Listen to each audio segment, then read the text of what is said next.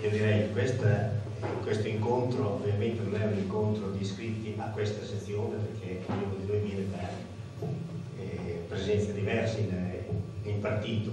In più ci sono anche coloro, anche se oggi magari ce ne sono di meno, che si dicono repubblicani, erano iscritti al partito e non sono più iscritti. Quindi il problema è, secondo me, di fare le battaglie all'interno del partito, per cui chi non ha la tessera, se vuole fare la battaglia per modificare la linea politica del partito, sulla quale anch'io sono d'accordo, ovviamente, che a lei Berlusconi, io non faccio un discorso di destra e di sinistra, faccio un discorso sulle persone.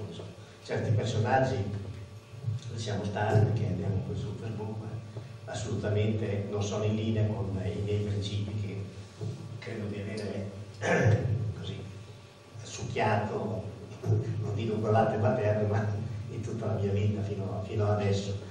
Per cui la mia battaglia io penso di farla all'interno della mia sezione, poi se sono delegato la faccio al congresso provinciale, regionale, nazionale, eccetera. Questa è l'unica strada che ci è consentita, in quanto noi siamo una forza politica ancora di tipo tradizionale, siamo l'unico partito che è rimasto con lo stesso nome, con lo stesso simbolo, dopo tutti i ribaltoni che ci sono stati, eccetera. Per cui le battaglie si fanno all'interno del partito.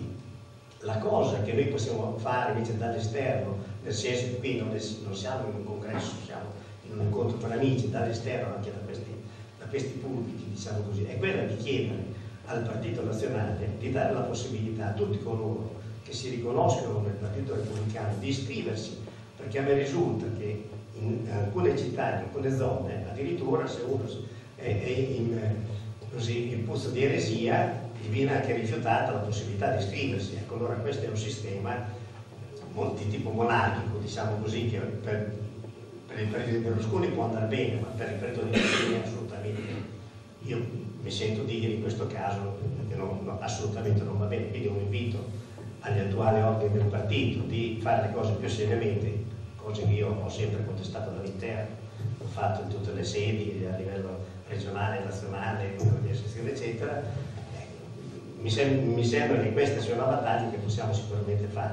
Ovviamente non possiamo decidere noi in questi incontri con chi andare, come deve essere la linea del partito, se o sì o meno, possiamo dire il nostro parere. Poi la battaglia si fa numericamente con una scheda all'interno degli organi istituzionali del partito, che sono le sezioni, sono i congressi.